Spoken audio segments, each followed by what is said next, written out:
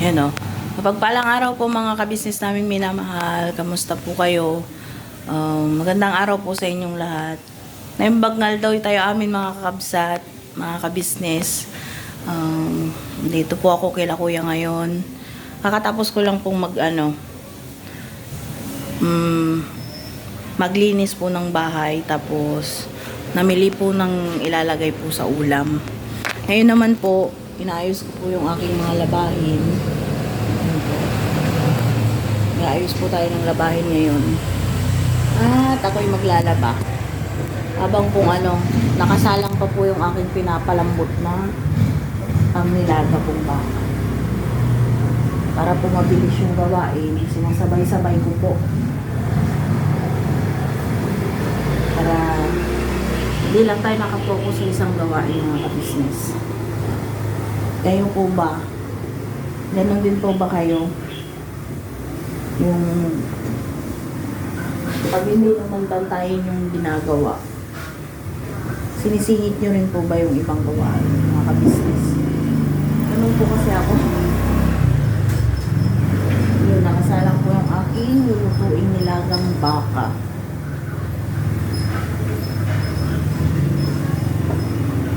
Kaya magpapaikot po muna ako ng labahin. Para hindi po sayang pa sa oras mga ka-business.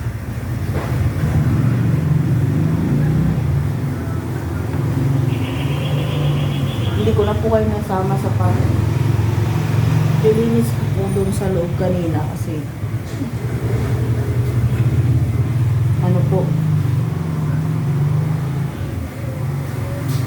hindi ko na rin naalala. Mga sa susunod po ng mga araw, papakita ko rin po sa inyo kung paano ako maglinis sa loob ng bahay.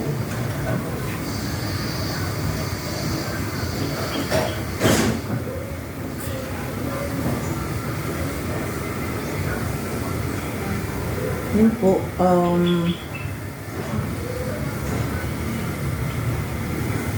wala po sila ngayon. Pumunta po sila ng Pampanga. Baka nyo po mga ka-business yung Lanubuya o sa pagpunta nila sa Pampanga. Sa kapatid ni Kuya Iskong po mga ka-business. Sinama din po nila si Dito. Kasama po nila si Dito. Ako po, nagpaiwan kasi po, wala kasama po si Ate Budak. Ganun po ako pagka po mga business. Pagka walang kasama si Ate Budak, hindi na lang po ako sumasama. Para kasama naman po siya. Dati po nakasama naman po kami. Gabling po kami dun kay Taguang Bochong. Mga business. Abangan nyo rin po yung mga upload ni Kuya ka-business po doon saka ni Papa Dito.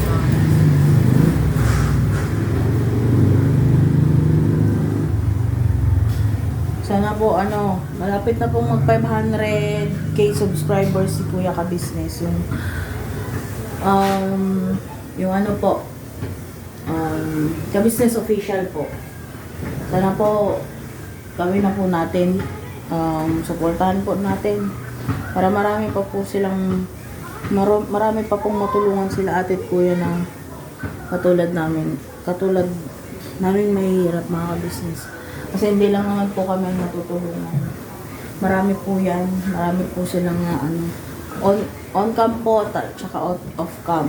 May mga nabibigyan po sila ng tulong. Kaya patuloy po natin silang supportahan mga business. Para patuloy din po yung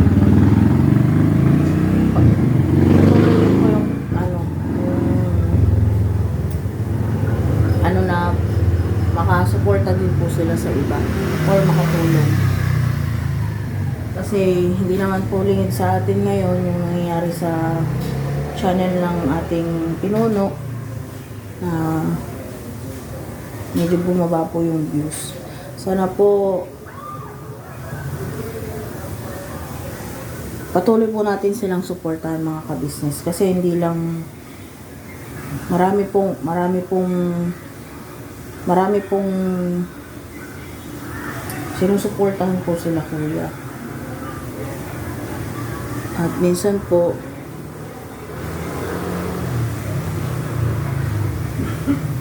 mas ano pa po yung nabibigyan nila ng tulong at pagmamahal sa off-cam.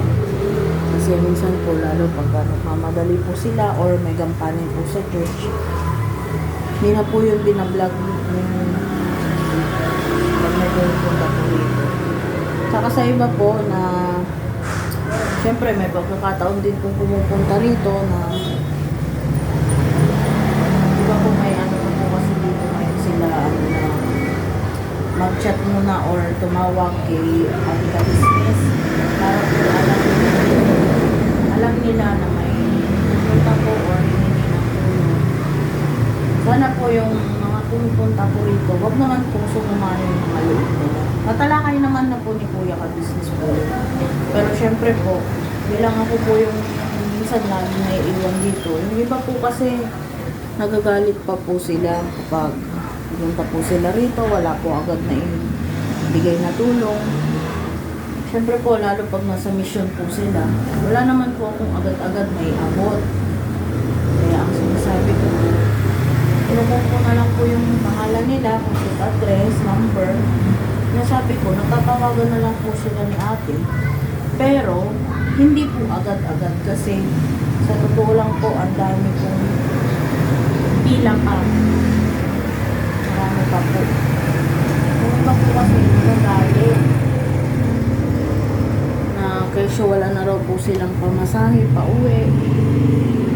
At naman po sana tayong magalit kila ate at kuya, lalo na po sa amin. Ay, sa amin po, lalo-lalo na po kila ate at kuya. Kasi hindi naman po lahat ng oras nga po laging meron or laging nandito sila ate. Sana po maintindihan niyo po nyo rin po yung mga ganun pagkakataon mga ka-business. So yun po. Tsaka sa mga nakakaunawa po, maraming salamat po mga ka-business. Minsan po na ano lang po kasi ako. Tulad po kanina may pumunta po dito. Manghihingi po ng tulong. Eh, tulad nga po ng sinabi ko, may lakad po sila ate. Hindi ako lang po nagatman dito. Ayun, si Kuya Darren, nandyan po, nasa editing room. Kinuha ko po yung number muna at parang galit pa po siya kasi ano ba yan? Sabi niya ganun. Ano ba yan? Sabi niya ganun. Wala na daw siyang pamasahe mga ka-business.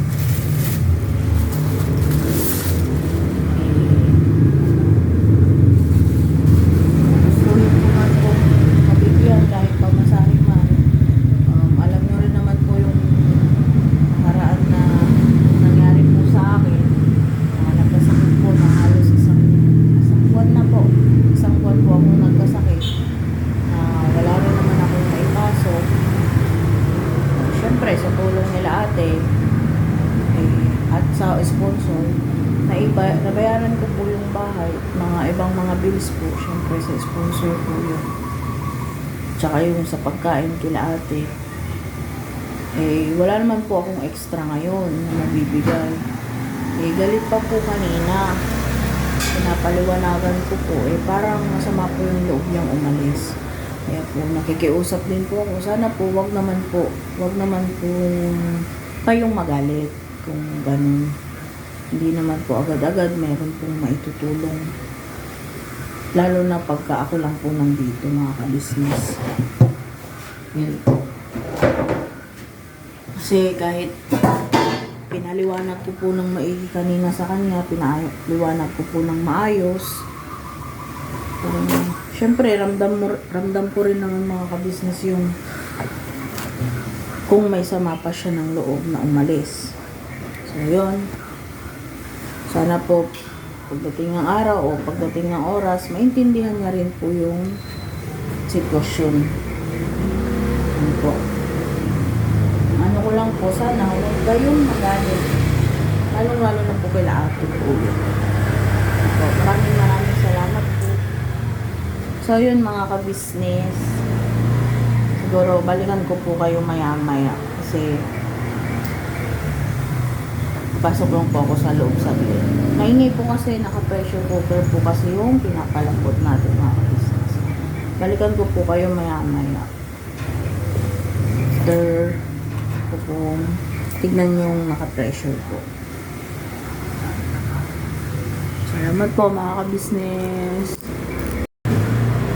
Yun po mga ka-business. Matutugtog ko lang po sa ano ko kanina. Nasabi ko.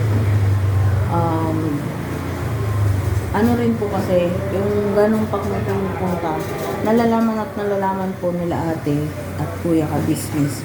Kasi po, lahat po nung pumupunta rito na hindi nakausap si ate, yung kinukuha po namin ng number at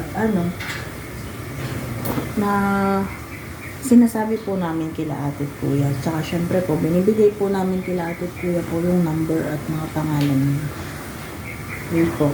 At kung sakali man po na hindi po kayo agad-agad po matawagan, ayun po, pinapaliwanag din po naman namin sa mga napunta dito, mga business, na maraming nauna.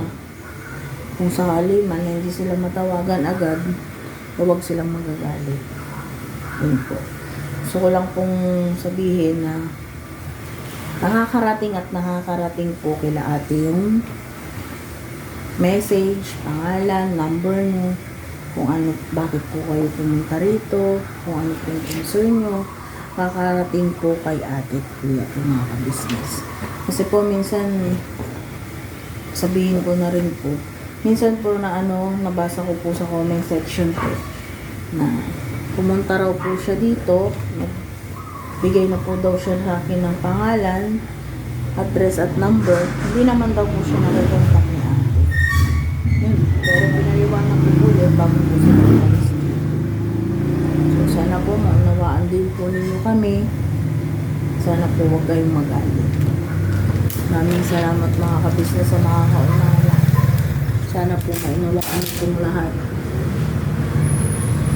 Siyempre, kami rin po gusto po namin makatulong. Kung maaari nga lang po lahat ng napunta rito, kung may bibigay kami agad, kung maaari lang po, bigyan po sana namin lahat.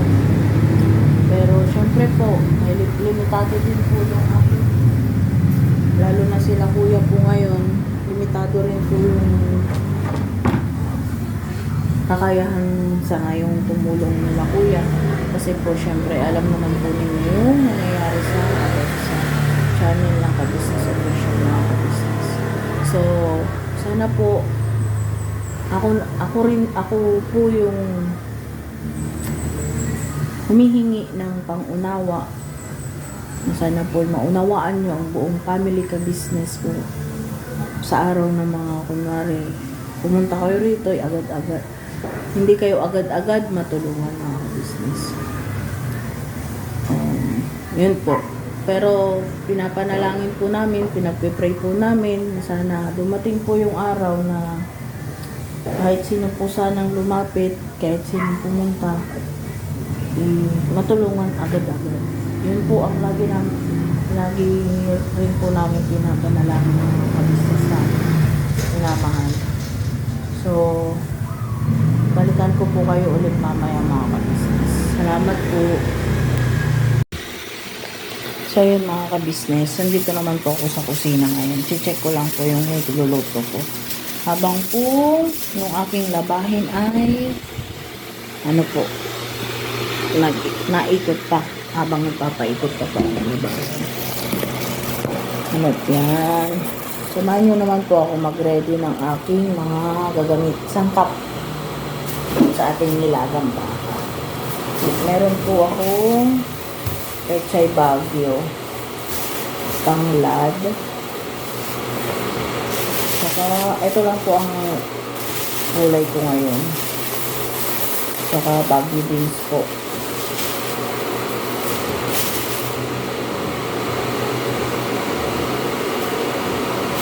Yun po ang kasi wala po kasing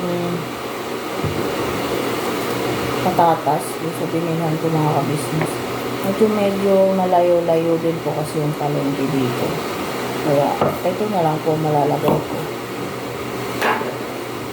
Baguio beans po tsaka pechay Baguio mga kabisnes.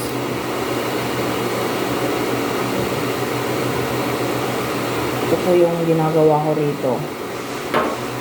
Lalo pag mag-isa po ako. Multiple po yung ginagawa para hindi po sayang sa oras mga kabisnes.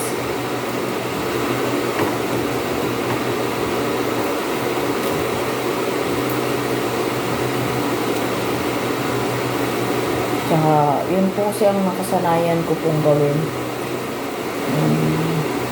Kaya pong sabay-sabay yung gawain. Nasabay-sabay ko po para less oras po. Less sayang na oras. Alam ko po yung ibang kababayan natin, ganun din pong mga ginagawa. Lalong-lalo na po ang mga nanay. Alam ko po mga ganun ang gawain ng nanay. Kasi po yung aking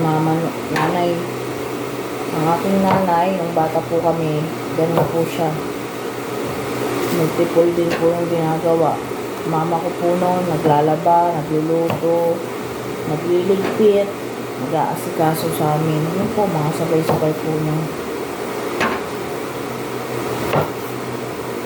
Partida pa po, habang naglalaba yun, tinuturuan naman niya kami sa mga assignment namin. Doon kami sa malapit sa kanya nakaupo, mga kabisnes. Shout out sa aking mother. Love you, Nay. Kayo po ba mga kabisnes? Lagi nyo po bang ako po kasi yung taong hindi showy mga kabisnes. Pero mula po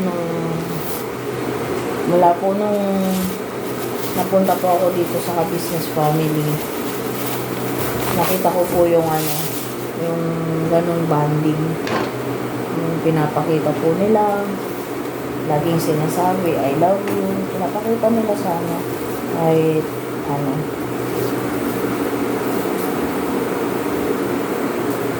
Kaya, doon po ako Nung una nga pong, yung namatay nga pong lola ko. Nakwento ko lang mga kabisnes. Hindi ko po yun nasasabihan ng I love you. Pero nung huli po kaming nagkita, umuwi po kami doon sa amin ni Lito. Papunta na po kasi yun sa tita ko. Ano po kasi yun, yung lola ko noon, salitan yung kumbaga, kung nainip siya doon sa tita ko, pupunta pa sa mama ko, ganun po yung routine ng lola ko dati. Kung nainip naman po sa tita kong isa, pupunta ulit sa isa, ganun po. Nung time po na umuwi kami ni Lito doon sa amin, mga ka-business,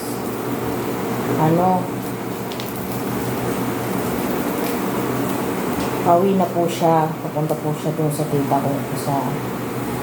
Ngayon, paalam na po siya, naalis na rin siya.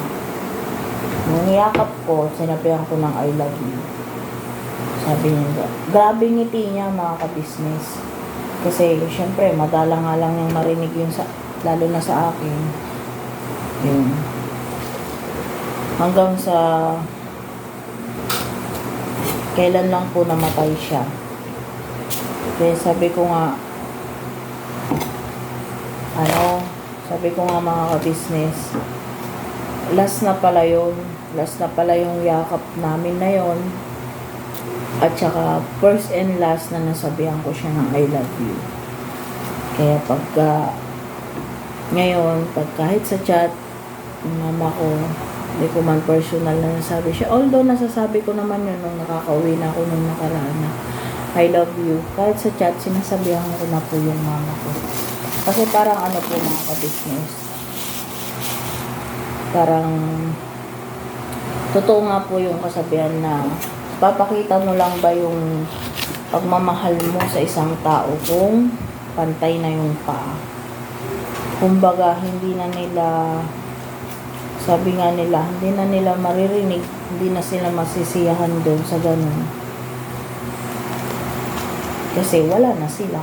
Hindi na nila ma-appreciate. Kaya mga ka-business, hindi po sa pagmamagaling, hindi sa maganda po habang buhay sila. Hindi man tayo makatulong ngayon sa financial, hindi man tayo laging andon pag may mga okasyon. At least kahit sa chat, kahit sa tawag, kahit sa text, lagi nating sabihan ang ating mga mahal sa buhay na I love you. Lagi natin iparamdam mga ka-business. Kasi para sa akin, hindi natin alam ang buhay. Malay natin, bukas makalawa, wala na tayo. Diba?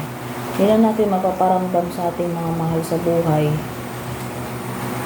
ng ating pagmamahal, diba mga ka-business? Yun yung natutunan ko po rito sa ka-business family, ka-business house, mga ka-business. Na kailan magpaparamdam na mahal mo yung isang tao kung wala na siya, diba? Na yun naman ang siyang tunay, diba po mga ka-business? So yun, konting kwento lang, madaldal po talaga ako. So yun mga ka-business, titignan ko naman po ngayon itong aking iluluto na pinapalambot.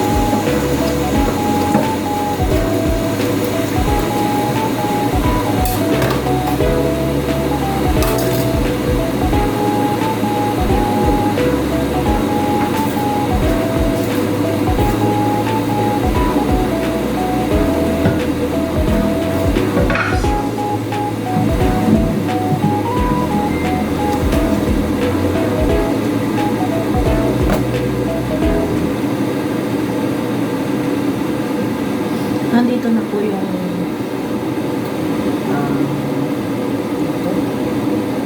beans po ng lahat. Lalagyan po natin ng sili para mabango. Saka meron po tayo pechay. Mami. Ready lang po ako ng sibuyas.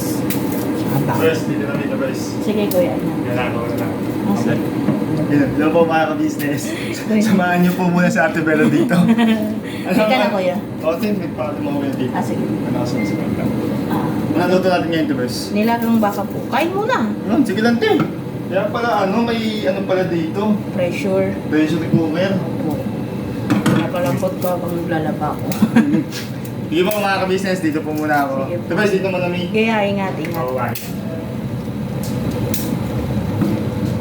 Ayan po. Uwi na po muna si Kuya Dati.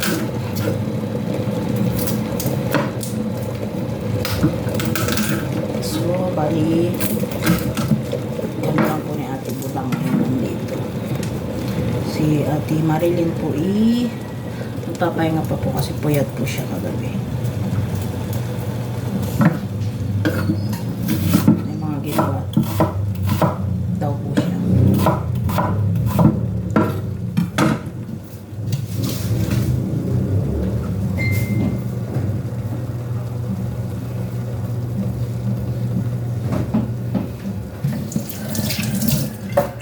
So, check po natin yung baka kung malambot naman kabisnes.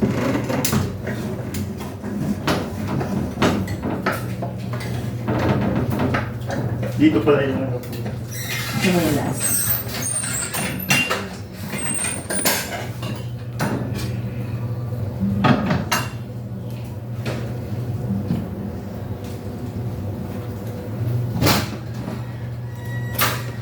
Tibes, nilak ko pala itong likod ah.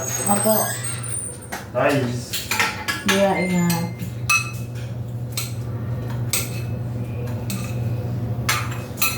So, bali malambot na mga ka-business. Magdagdag na lang tayo ng tubig po.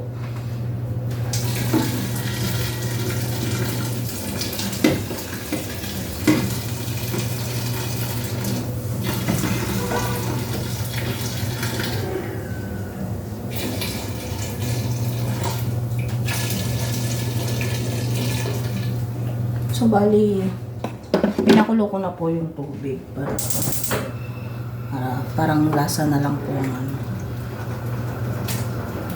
Nagyan na rin po natin yung mga tangla at sibuyas bawang po. Pakuluan pa po natin ng ilang minuto. Si Kuya Daryl po maagang umuwi at may pupuntahan daw po siya. May asikasuhin daw po siya mga ka-business. So, tayo lang po ngayon ang nandito.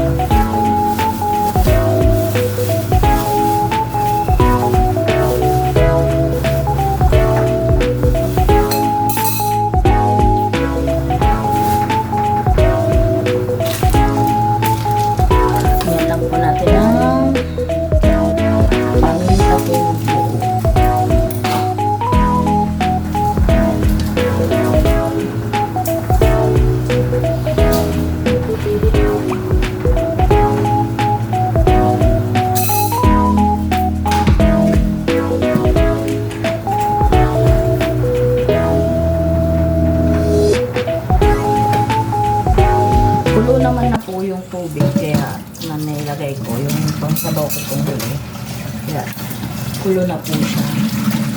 Lagay na rin po natin yung beans po at siling. Siling green.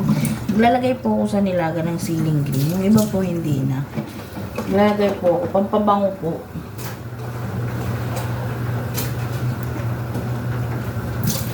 Pero pwede naman pong hindi. Kasi yung iba hindi naman po naglalagay.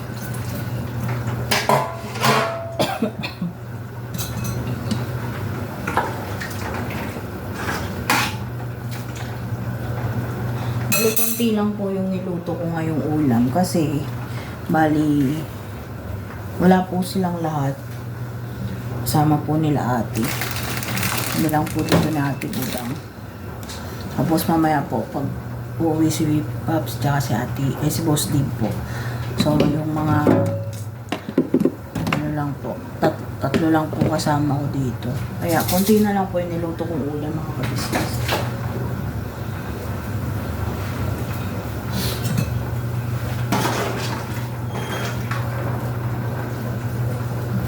So, yun. Malapit naman na itong maluto mga kabisnes. After po niya ito is, tutuloy ko na po yung nilalaban ko.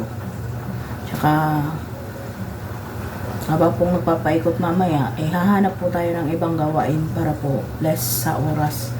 Kumbaga, hindi sayang ang oras mga kabisnes. So, balikan ko po kayo mamaya-maya mga kabisnes. Salamat po sa pagtsitsaga sa panonood sa akin. Thank you po. So, yun mga kabisnes. Luto na po ang ating niluluto. Hari na po siya. Nilagang baka. Ito. Ayan o.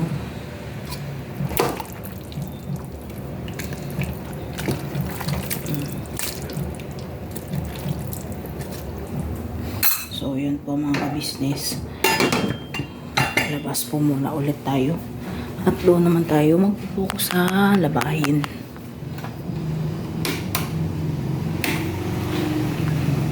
Dahil tapos na po ang aking gawain dito sa loob po. Dito naman po tayo sa labahin, sa labas. Samahan niyo po ako mga kabisnes.